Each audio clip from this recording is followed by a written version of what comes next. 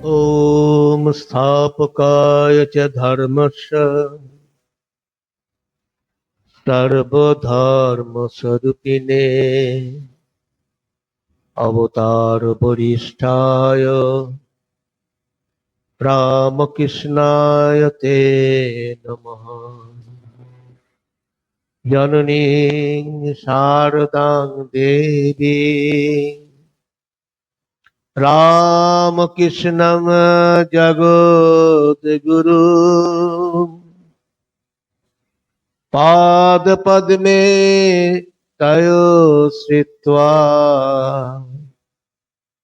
प्रणमामि मुहुर्मुहुः। नमः श्रीजतिराजाय विवेकानन्दसूरये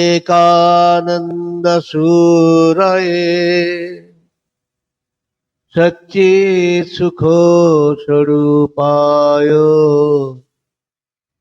स्वामिने तापहारिणे। नारदी भक्ति सूत्र। ভগবান শ্রী রামকৃষ্ণ বলতেন, ভক্তের মনে যদি একবার ভগবানের প্রতি ভালোবাসা জাগে,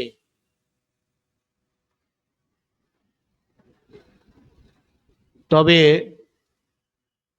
সব বাধাই দূর হয়ে যায়। অর্থাৎ কিনা, ঈশ্বরের প্রতি তীব্র আকর্ষণ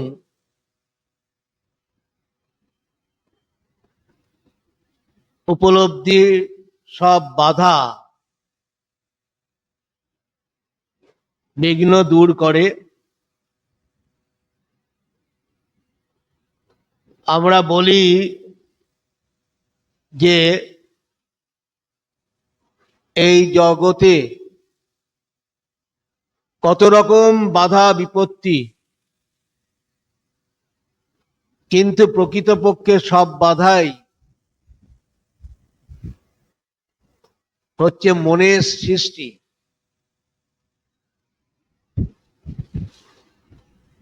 ঈশ্বরে অনুরাগের সূচনা দেখা দিলে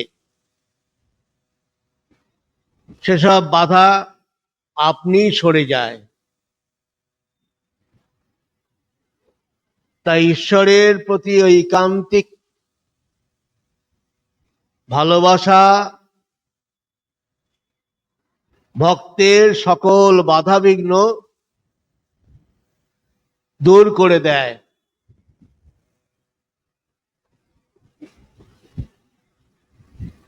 একদিন কথামৃতকার শ্রীম অর্থাৎ মাস্টার মশাই শ্রী শ্রী ঠাকুরকে প্রশ্ন করেছিলেন, স্ত্রী যদি ধর্মপথে বিঘ্ন হয় তবে কি কর্তব্য?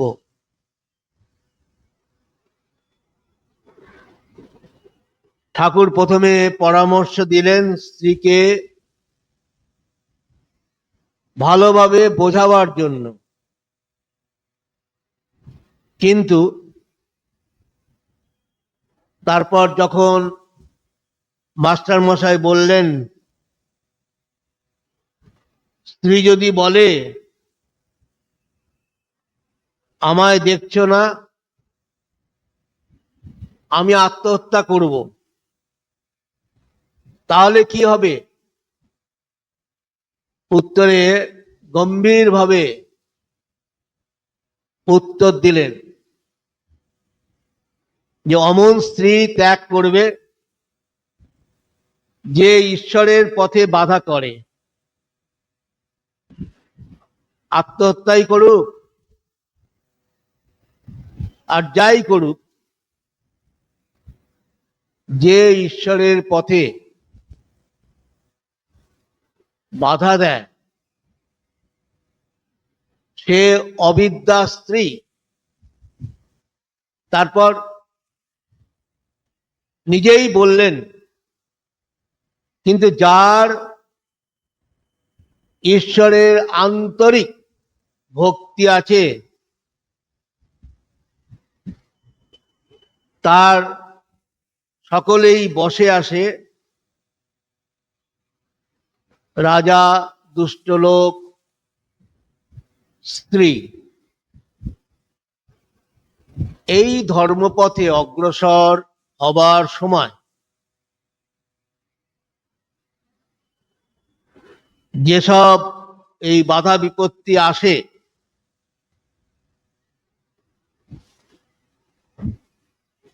সেগুলি কিভাবে দূর করতে হবে সে সম্বন্ধে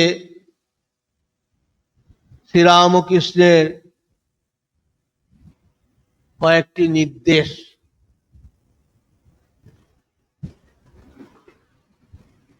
প্রথম উপায় হচ্ছে প্রার্থনা। যদি কেউ আন্তরিকভাবে তার কাছে প্রার্থনা করে তিনি সমস্ত প্রতিকূলতা দূর করে দেন ও সবকিছু অনুকূল করে দেন।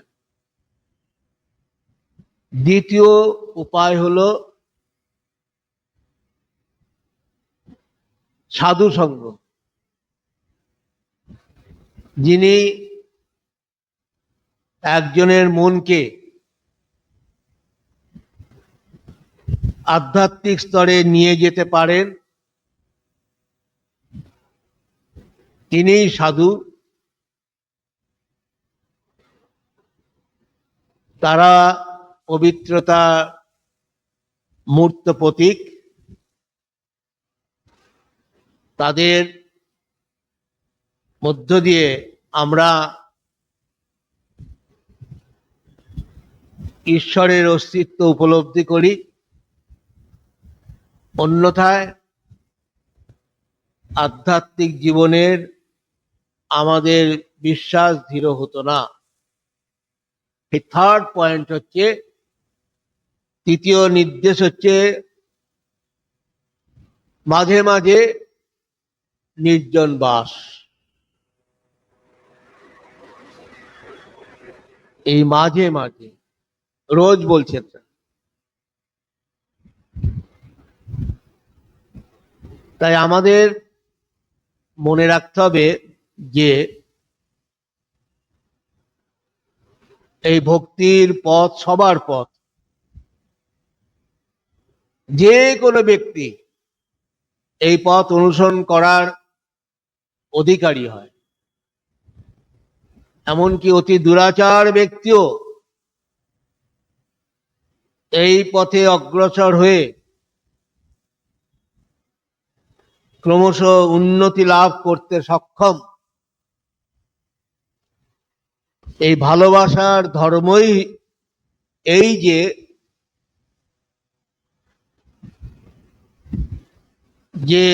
সে শুধু যে ভালোবাসে তবেই তাকেই পবিত্র করে না, ভালোবাসার পাত্রকে শুদ্ধ করে তোলে। এই শুদ্ধিকরণ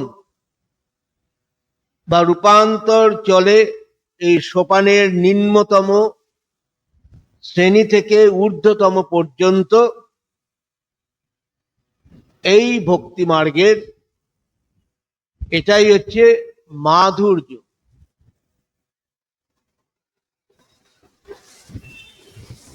এই ভালোবাসা প্রথম লক্ষণ হচ্ছে ব্যাকুলতা। এই ব্যাকুলতা হলো শুদ্ধ চঞ্চলতা, এতে কোনো দোষ নেই। যেমন উদাহরণ দেওয়া হচ্ছে শিশুর চঞ্চলতা। বাড়িকে রক্ষা করতে গেলে যেমন ভিতের প্রয়োজন হয়, তেমনি এই প্রেম বা ভালোবাসাকে রক্ষা করতেও সঠিক জ্ঞানের প্রয়োজন। কেউ ভগবানের শক্তি অর্থাৎ ঐশ্বর্য চায়, আবার কেউ তার প্রেম অর্থাৎ মাধুর্য চায়। তবে মাধুর্যই শ্রেষ্ঠ।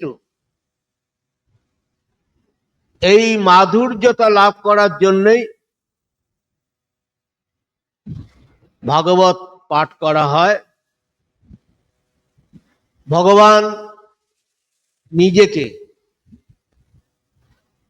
এই দ্বৈত রূপে আস্বাদন করার জন্যই প্রকৃতি পুরুষ হলেন।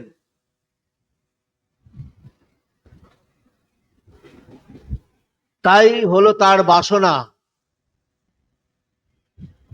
ভগবানের বাসনা যেমন আনন্দ আস্বাদন, তেমন জীবেরও বাসনা আনন্দ আস্বাদন। কিন্তু জীব অজ্ঞানত অনিত্য পরিবর্তনশীল বস্তু ও ব্যক্তিতে আনন্দ আছে মনে করে দুঃখ পায়। তারা বিশ্বাস করে না যে আনন্দ বস্তুতে নেই, চৈতন্যে আছে। তাই এই বিশ্বাসই হলো বিশেষ শ্বাস ও প্রাণায়ামের সাধনা। এই প্রাণায়াম সাধনার দ্বারা যেমন এই শ্বাস স্থির হয়, তেমনি বিশ্বাস ধীর হলে মনের কুম্ভক এমনিই হবে। সেই জন্য বিশ্বাসই হলো মূল কথা। তা বিশ্বাস পূর্ণ হলে প্রেমে বা ভালোবাসায় স্থিতি লাভ হয়। এই জ্ঞান হলো গুটিয়ে একমুখী করা এবং প্রেম হলো ছড়িয়ে যাওয়া। তাই ভগবান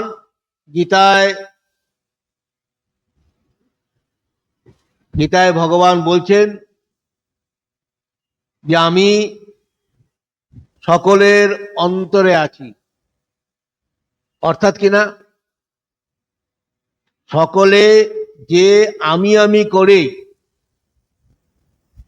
ওই আমিটাই হলো ভগবান। কিন্তু অজ্ঞানতার কারণে আমরা তা বুঝতে পারি না। তাই আমি বা ভগবানকে জানতে হলে আমি সাধনা করতে হয়। আমাদের মধ্যে যখন আমরা আমিকে জানতে পারি, তখন আমাদের মুক্তি হয়, অর্থাৎ এক বা সমবোধে অবস্থান হয়। আমিকে জানা হলো জ্ঞান পথ, এবং আমির সাথে ভালোবাসা হলো ভক্তিপথ। ভগবান হলেন মঙ্গলময়। তাকে সঠিকভাবে জানতে হলে বিচার ছেড়ে বিলাসে উঠতে হবে। তার সাথে বিলাস হলো অতীন্দ্রিয় প্রেম বা ভালোবাসা। এই যে প্রেম কথাটা বলা হচ্ছে, প্রেম মানেই নিঃস্বার্থ ভালোবাসাকে বোঝায়, কোন রকম আশা না রেখে, উইদাউট এক্সপেক্টিং এনিথিং, নিঃস্বার্থ ভালোবাসাকেই বোঝায়। এই নিঃস্বার্থ হওয়ার জন্যই আমাদের এই সাধনা। আমাদের মনের মধ্যে স্বার্থ লুকিয়ে থাকে বলেই ভালোবাসা সংকীর্ণ হয়ে পড়ে। সেই জন্যে মনকে আসক্তি মুক্ত করাই সাধনার প্রথম লক্ষণ। তাই গীতায় ভক্তিযোগে ভগবান বলছেন, অভ্যাস থেকে জ্ঞান, জ্ঞান হতে ধ্যান, আর ধ্যান হতে আসক্তি ত্যাগকেই প্রাধান্য দিয়েছেন। অর্থাৎ কিনা, ভক্তি বা প্রেম লাভ করতে হলে প্রথমে আসক্তি মুক্ত হতে হবে। আসক্তি মানে অ্যাটাচমেন্ট। অ্যাটাচমেন্ট খুব ডেঞ্জারাস জিনিস, করা যায় না, মনে হচ্ছে হয়ে যায়, কিন্তু ব্যবহারিক জীবনে লাগলে তখন বোঝা যাবে কি জিনিস। তা মন আসক্তি মুক্ত হলে প্রেম ভালোবাসা নিজে হতেই জেগে ওঠে। যতদিন মনে এই আসক্তি থাকে ততদিনই ওই কামনার দ্বারা শুদ্ধ ভক্তি বা প্রেম আবরিত থাকে। স্বার্থান্বেষী মন এই ভালোবাসার পেছনে নিজের স্বার্থকে খোঁজে। তাই নিঃস্বার্থ হওয়ার জন্যই মনকে আসক্তি মুক্ত করতে হবে। আসক্তি মুক্ত হওয়ার জন্যই এই কর্ম, জ্ঞান, ধ্যান প্রভৃতি এইসব সাধনায় কতটা উন্নতি হবে তা আসক্তি কমানোর উপরই নির্ভর করে। অনেক সময় সাধনকালীন এই মনের একাগ্রতার প্রভাবে নানা দর্শন ও অনুভূতি হলেও তা স্থায়ী হয় না। কারণ আমরা জীবনধারাকে সাধন হতে আলাদা করে রাখি। নির্দিষ্ট সময় কিছু সাধন করে বাদ বাকি সময় সাধন বিরোধী আচরণ নিয়ে থাকি। অর্থাৎ সাধনটুকু বাদ দিয়ে আমরা এই আসক্তিকেই প্রশ্রয় দিই। এই কারণে আমাদের জীবনের সাধনার সিদ্ধি লাভ হয় না। এই আসক্ত মন কোনোদিন সিদ্ধি লাভ হতে দেয় না। তাই গীতার ভক্তিযোগের মূল লক্ষ্য হল আসক্তি মুক্তি হওয়া, এবং সমস্ত সাধনার উদ্দেশ্যই হলো তাই। কারণ কোনো কিছুকে স্থায়িত্ব দিতে হলে অনাসক্ত মনের প্রয়োজন, আনঅ্যাটাচ। কেননা আসক্ত মন সর্বদা পরিবর্তনশীল বলেই তারতম্যে কোনো কিছুই স্থায়িত্ব পায় না।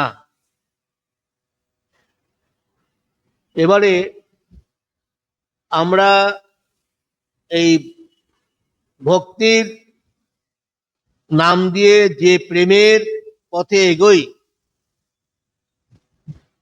তার মধ্যে কর্ম জ্ঞান বজায় থাকে, কারণ ভক্তির ব্যবহারকেই কর্মযোগ বলে। এবং কিভাবে ভক্তির ব্যবহার হবে তার জ্ঞানকেই জ্ঞানযোগ বলে। মহাপ্রভু চৈতন্য দেব রামানন্দ সংবাদে যে প্রেম তত্ত্বের আলোচনা করেছেন, তার মধ্যে কর্ম জ্ঞান ও ভক্তির সমন্বয় সাধনের কথা আছে। প্রথমে কর্ম মিশ্রিত ভক্তির কথা বলে, তারপরে এই জ্ঞান মিশ্রিত ভক্তির কথা জানিয়ে পরিশেষে শুদ্ধা ভক্তির কথা বলেছেন। অর্থাৎ কিনা কর্ম অর্পণ ও সমর্পণের দ্বারা ভক্তিকে এগিয়ে নিয়ে গিয়ে জ্ঞানের দ্বারা তার সদ্ব্যবহার করে। তারপরে প্রেমের কথা বলেছেন। এইভাবে ভক্তি কর্ম ও জ্ঞান কে নিয়েই চরমে যে শুদ্ধা ভক্তি হয় আলোচনা করা হয়েছিল। তথা এই কর্ম সমর্পণের দ্বারা কর্মকে আসক্তি মুক্ত করে, তারপরে জ্ঞান শূন্য ভক্তির দ্বারা জ্ঞানকে আসক্ত মুক্ত অর্থাৎ নিরপেক্ষ করে পরিশেষে এই প্রেমের প্রবেশের কথা বলা হয়েছে। এইভাবে ভক্তির দ্বারা কর্ম জ্ঞানকে শোধন করে তবে প্রেম লাভ হয়। ভক্তির নামে শক্তি ও জ্ঞানকে অবজ্ঞা করে কোনোদিন প্রেমিক হওয়া যায় না। ভক্তির নামে যে সকল ভক্ত শক্তি ও জ্ঞানকে অবজ্ঞা করে তাদের সংকীর্ণ ও সাম্প্রদায়িক ভক্ত বলে। শরীরে শক্তি না থাকলে ভক্তিও দুর্বল হয়ে যায়। আর জ্ঞান মিশ্রিত কথা স্বয়ং চৈতন্য দেবও মেনেছিলেন, যা রামানন্দ সংবাদে প্রকাশ পেয়েছে। তাই সমন্বয় যোগই প্রেমের পূর্ণতা লাভের মূল পথ। এবার দেবর্ষি নারদ, মহর্ষি শাণ্ডিল্য এর প্রভৃতি যে প্রাচীন ঋষিরা তাদের ভক্তিসূত্রে স্থির ভক্তিকেই শ্রেষ্ঠ বলেছেন। অস্থির ভক্তি তো বাহ্য ব্যাপার। ভগবান আছেন অন্তরে, তাকে লাভ করতে হলে অন্তরীয় ভক্তির প্রয়োজন। এই যে অন্তরীয় ভক্তি হলো স্থির ভক্তি।